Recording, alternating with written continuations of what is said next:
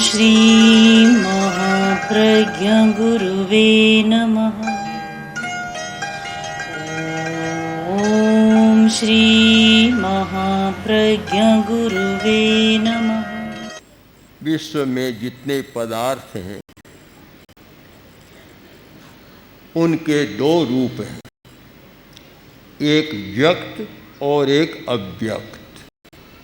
व्यक्त है वह सामने है, अव्यक्त है वह छिपा हुआ है। विकल्प की भाषा में एक दृश्य और एक अदृश्य, एक हमें दिखाई दे रहा है और एक दिखाई नहीं दे रहा है। और विकल्प की भाषा में कहें तो स्थूल और सूक्ष्म। जो स्थूल है वह हमारे सामने है और जो सूक्ष्म है वह हमारे सामने नहीं है। जो व्यक्ति, जो समाज, जो संस्था कोई भी हो, विकास, उन्नति, प्रगति करना चाहता है, उसे दोनों पर ध्यान देना चाहिए। स्थूल तो सामने है पर सूक्ष्म पर भी ध्यान देना चाहिए। जो दृश्य है दिखाई दे रहा है, सामने है, पर जो दिखाई नहीं दे रहा है उस पर भी हमारा ध्यान जाना चाहिए। जो स्थूल है हमारे सामने है पर सूक्ष्म पर भी ध्यान जाना चाहिए। एक वैज्ञानिक सूक्ष्म की खोज करता है तो विकास की यात्रा को और आगे बढ़ा देता है। एक धार्मिक सूक्ष्म की खोज करता है तो कुछ पा लेता है। स्थूल बात पर अटकने वाला स्थूल को ही पा सकता है, बहुत गंभीर बात को वह नहीं पा सकता। तो हमारे जीवन के दो पक्ष बन गए। हम धर्म के संदर्भ में कहें, एक हमारा धार्मिक पक्ष और दूसरा सामाजिक पक्ष। साधु का धार्मिक पक्ष प्रबल होता है, सामाजिक पक्ष का स्पर्श नहीं होता, ऐसा तो नहीं मानना चाहिए।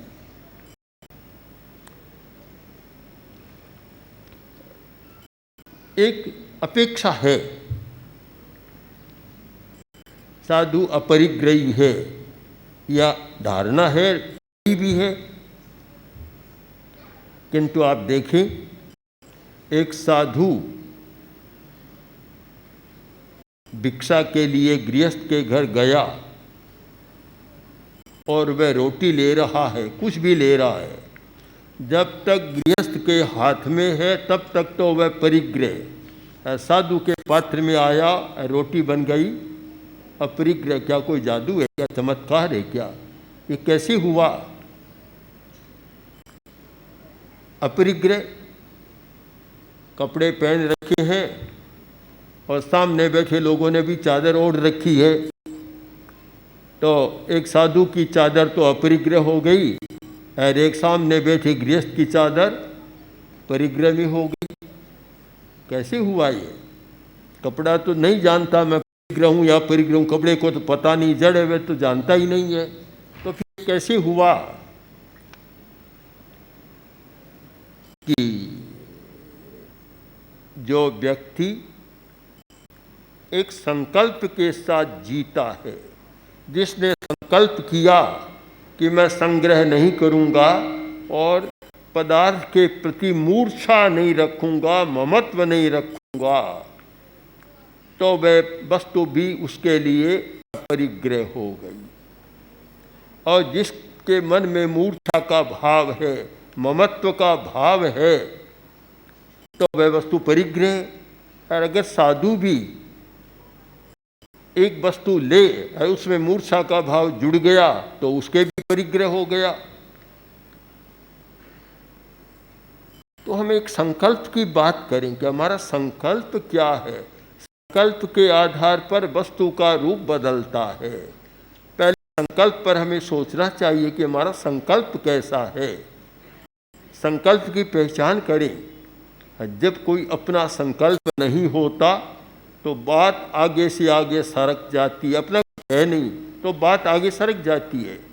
एक गरीब आदमी और एक समझदार आदमी के पास गया जाकर बोला बड़ा दुखी हूँ, रहने को मकान नहीं है। जब घर नहीं होता तो आदमी बहुत दुखी रहता है। रोटी के बिना भी दुखी रहता है, पानी के बिना भी दुखी रहता है और मकान के बिना भी दुखी रहता है। रोटी, पानी, मकान ये प्राथमिक आवश्यकताएं हो जाती है। बड़ा दुखी हूँ। तो उसने कहा कि देखो, दुख के समय में जो अपना होता वही काम आता है, तो तुम क्यों नहीं अपने ससुर के घर रह जाओ। सुझाव दिया। तब वे 2 क्षण तो मौन रहा और बोला, महाशय समस्या तो यह है कि मेरा ससुर भी तो अपने ससुर के घर में रह रहा है, मैं कहाँ रहूँगा। जिसका कोई संकल्प नहीं होता उसके लिए कोई आधार नहीं बनता कि वह कहाँ रहे, कोई आधार नहीं है। हमारी सारी क्रियाएं एक संकल्प के आधार पर चलती है कि हमारा संकल्प क्या है। उसके आधार पर तो एक आधार बन जाता है और व्यक्ति वहाँ टिकता है। तो जीवन के 2 बड़े संकल्प हैं। विकास चाहे कहें, विकास के 2 संकल्प हैं, एक अंतर यात्रा और एक बहिर यात्रा। एक भीतर की यात्रा जिसे हम धर्म कहते हैं, और एक बहिर यात्रा जिसको हम जीवन चलाने की क्रिया जीवन यात्रा कहते हैं। जीवन की यात्रा, विकास की दोनों दिशाएं, भीतर में भी विकास हो और बाहर में भी विकास हो। जहाँ समाज है, संगठन है, वहाँ दोनों की अपेक्षा रहती है। एक व्यक्ति केवल साधना करने वाला अकेला है, वहाँ अंतर यात्रा काफ़ी है। भीतर का विकास, बाहर के विकास की कोई अपेक्षा नहीं रहती। केवल भीतर का विकास उसके लिए पर्याप्त है और वह भीतर के संकल्प से अपना काम चला लेता है, कोई अपेक्षा नहीं रहती। किंतु जहाँ एक सामुदायिक जीवन है, अनेक लोगों का संगठन है, चाहे वह धर्म के आधार पर, चाहे राजनीति के आधार पर, चाहे सामाजिक प्रवृत्तियों के आधार पर, वहाँ बाहर की अपेक्षा अवश्य रहती है। बाहर की अपेक्षा जब उसकी भी पूर्ति नहीं होती तो फिर एक समस्या पैदा होती है। विकास दोनों क्षेत्रों में, जीवन के 2 पक्ष है, दोनों पक्षों का विकास, आंतरिक विकास, आध्यात्मिक विकास जिससे व्यक्ति आगे बढ़ता है, और बाहरी विकास जिससे व्यक्ति शांति से जी सकता है, बाहरी समस्याओं से मुक्त रह सकता है। वह बाहर का विकास, दोनों विकास अपेक्षित होते हैं। जहाँ धर्म का पक्ष है वहाँ तपस्या का विकास। तपस्या को भी ठीक समझने का प्रयत्न करें कि उपवास करना ही तपस्या नहीं है। उपवास तो एक रास्ता है, प्रवेश द्वार है। एक व्यक्ति उपवास करता है, इसका मतलब कि वह तप के क्षेत्र में प्रवेश कर रहा है, दरवाजे में घुस रहा है, किंतु वह भीतर बैठने का कमरा नहीं है उपवास। भीतर आराम करने का सैया नहीं है उपवास। वह है आगे, से तत्वज्ञान की भाषा में अंतरंग तप कहा जाता है। उपवास बहिरंग तप है और स्वाध्याय, ध्यान ये अंतरंग तप है, जहाँ आदमी बैठकर शांति से रह सकता है। तपस्या बहुत जरूरी है, कष्ट सहन करना भी बहुत जरूरी है। आराम किसी भी राष्ट्र को प्रगति के पथ पर नहीं ले जा सकता। कल रात एक भाई बता रहा था कि चीनी कंपनी की बात, जापानी कंपनी की बात, कि वहाँ इतना कठोर श्रम कराया जाता है, आराम की बात नहीं होती। और जहाँ कठोर श्रम की अवधारणा स्पष्ट नहीं है, जिस राष्ट्र के नागरिकों में आराम की बात ज़्यादा हो, कि आराम करना, सुख से रहना, वे कोई बहुत कभी प्रगति नहीं कर सकती। हम व्यवहार के क्षेत्र में देखते हैं, 2-3 राष्ट्रों को सामने रखते हैं तो अंतर दिखाई देगा कि एक राष्ट्र ने कितना विकास कर लिया, दूसरा नीचे पीछे रह गया। कारण कि वह श्रम निष्ठा नहीं, कष्ट सहने की मनोवृत्ति नहीं है। जब तक कष्ट सहन करने की क्षमता नहीं होती, कठोर जीवन जीने की मनोवृत्ति नहीं होती, तो विकास बहुत ज़्यादा नहीं हो सकता। तो बाहर का विकास भी नहीं होता तपस्या के बिना, तो भीतर का कैसे हो सकता है? काफ़ी जरूरी है। तो इस निष्कर्ष पर तो हम पहुंच जाते हैं कि जीवन के 2 पक्ष और दोनों पक्षों का संतुलित विकास जरूरी है। और गृहस्थ के संदर्भ में तो बहुत ज़्यादा जरूरी है कि एक गृहस्थ है, धार्मिक पक्ष तो उसका बहुत अच्छा है और व्यावहारिक पक्ष अच्छा नहीं है। गृहस्थ है, परिवार है और समाज घर के लिए कुछ भी नहीं करता, तो बस 24 घंटा मैं तो सामायिक में रहूँगा, धर्म ध्यान करूँगा। अगर ऐसा चिंतन है तो तुमने गृहस्थी बसाई क्यों? फिर तो अकेले रहते, साधु बन जाते या साधक बन जाते, घर को बसाते नहीं, तब तो ये बात ठीक है। किंतु व्यवहारिक पक्ष को बुलाना भी अच्छा नहीं होता। आगम का एक प्रसंग है कि सिंधु प्रदेश, सिंधु जो आज ये सिंध है, पाकिस्तान में जो सिंध है, और वह जैन धर्म का प्रमुख के केंद्र था। भगवान महावीर स्वयं वहाँ पधारे थे। वहाँ एक राजा था, शासक उद्रायण, और उद्रायण महावीर का भक्त श्रावक था, बहुत अच्छा श्रावक, बड़ा तत्वज्ञ श्रावक है। और उसके लिए भगवान ने उज्जैनी से यात्रा शुरू की और सिंध कराची वहाँ पधारी। तो वहाँ का राजा उद्रायण धार्मिक था, पर कभी कभी व्यवहार में भूल हो जाती है। अब उसने सोचा कि मुझे राज्य सौंपना है, राज्य, किंतु मैं अपने पुत्र को सौंपूंगा तो ये कहा जाता है राजेशरी नरकेसरी, राजा नरक में जाता है, और मैं नहीं चाहता कि मेरा पुत्र नरक में जाए, इसलिए मैं उस राज्य नहीं सौंपूंगा। और ये चिंतन कर राज्य अपने भांजे को सौंप दिया, केसी को राज्य सौंप दिया। अब उसकी दृष्टि से तो बहुत अच्छा किया, किंतु ध्यान दें कि धार्मिक आदमी भी जब कोई व्यवहार का उल्लंघन करता है तो शायद और नई समस्या पैदा कर देता है। उसने चिंतन तो धार्मिक दृष्टि से किया, पर व्यवहारिक दृष्टि को गौण कर दिया। जब व्यवहार को नहीं निभाया तो उसका परिणाम क्या हुआ कि उसके पुत्र के मन में, अबीची कुमार जो पुत्र था, उसके मन में इतनी ज़्यादा प्रतिक्रियात्मक हिंसा बढ़ गई। उसने सोचा मेरा अधिकार, मेरा राज्य, और मुझे नहीं दिया, और पिताजी ने अपने भांजे को दे दिया, कितना बड़ा अनर्थ किया है। इतना बैर बंध गया। अबीची कुमार भी श्रावक था, प्रतिक्रमण करता था, पर जब प्रतिक्रमण करता, खमत खावना का प्रसंग आता तो वह कहता कि 84 लाख जीव योनि के सब जीवों से खमत खावना केवल उद्रायण को छोड़कर।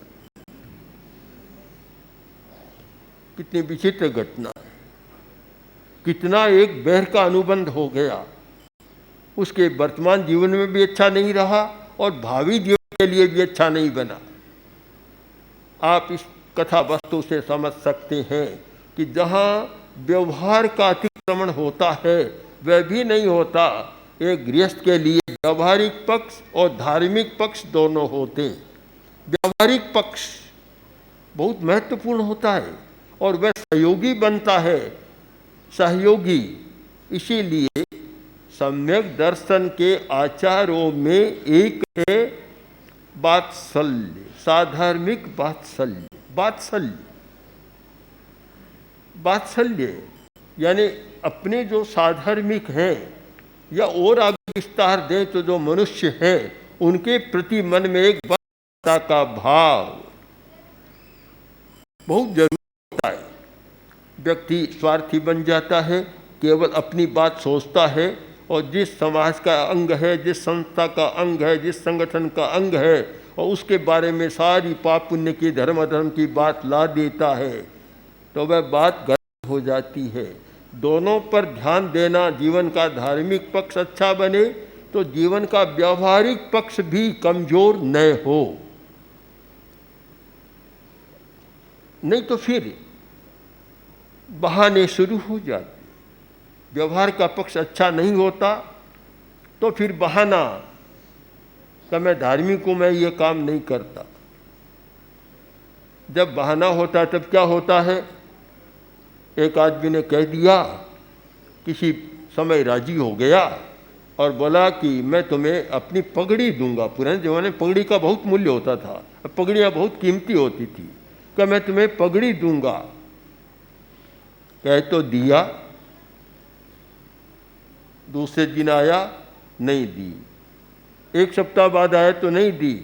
तब उसने कहा, आपने कहा था पगड़ी दूंगा, कब देंगे? कि तुम बोले आदमी हो, अभी क्या दूंगा? अभी तुम समझे नहीं। मैं बांध, पूत बांध, पोते पर पोते बांध, वाही पाग फिर तुमको दिलाए। अभी कैसे दूंगा? मैं बांधूंगा पहले, मेरा बेटा बांधेगा, पोता बांधेगा और पड़पोता बांधेगा, फिर वह पाग मैं तुमको दे दूंगा। पता नहीं रहेगा। जहाँ यथार्थवादी दृष्टिकोण नहीं होता और केवल प्रवंचना का दृष्टिकोण होता है, वहाँ कोई काम सफल नहीं होता। तो इसलिए हमें दोनों बातों पर ध्यान देना चाहिए।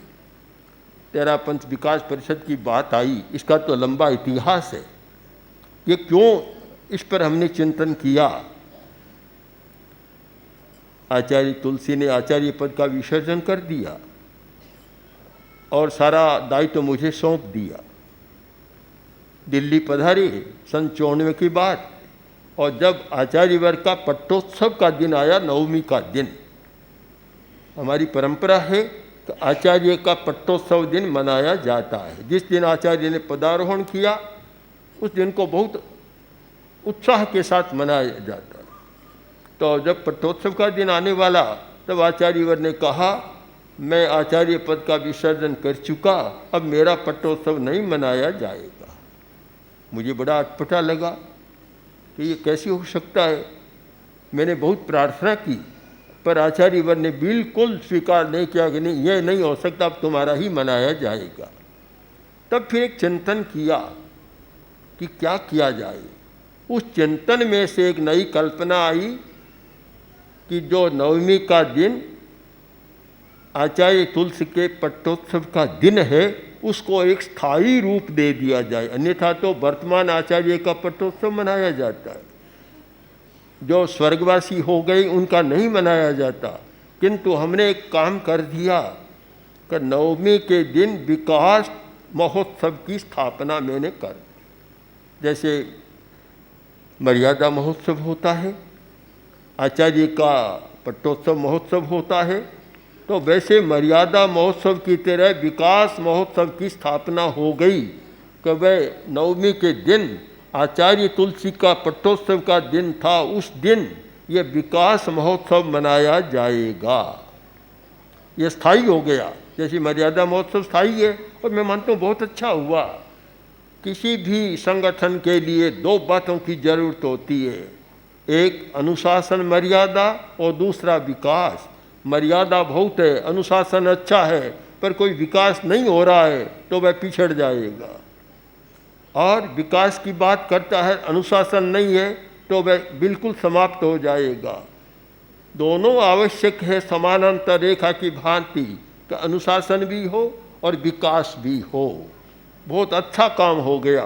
तो ये विकास और विकास, तेरा पंथ विकास परिषद, जो हमारा विकास महोत्सव है उसके सारे पक्षों को क्रियान्वित करने के लिए फिर एक तेरापंथ विकास परिषद की स्थापना हो गई। मैं देखता हूँ वर्तमान युग में आचार्य तुलसी ने विकास के बहुत आयाम खोले। अगर 60-70 वर्ष का इतिहास देखो मेरे तो सामने है, कम 75 वर्ष का तो सामने है। मैं अगर देखूं 10 वर्ष को छोड़ देता हूं जो गृहस्थ जीवन के थे, तो 75 वर्ष का मेरे सामने है।